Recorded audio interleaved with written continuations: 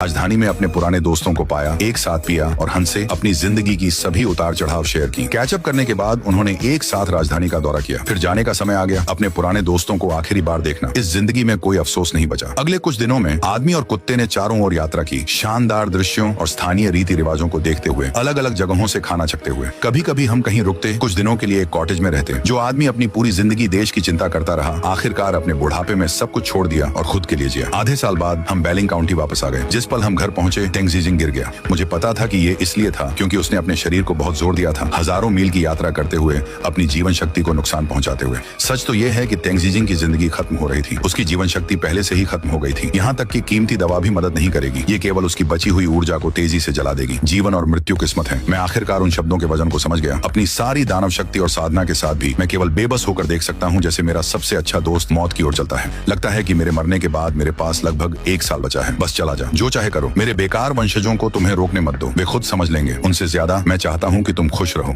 क्योंकि इस जिंदगी में जिसने मेरे साथ सबसे अच्छा व्यवहार किया और मुझे सबसे ज्यादा समझा, वो हमेशा तुम थे। चीजों को देखना, जीजिंग बिस्तर पर कमजोर लेटे हुए, मैं चुप हो गया। हाँ, हमने मोटे और पतले के माध्यम से एक दूसरे पर निर्भर किया। सबसे बुरे समय में भी हमने एक दूसरे को कभी नहीं छोड़ा। 60+ साल एक साथ। दुनिया में ऐसे कितने बंधन मौजूद हैं। तुम कुछ नहीं कह रहे तो मैं इसे हाँ मानूंगा। तुम थके हो, कुछ आराम करो। मैंने चुपचाप कहा, ठीक है।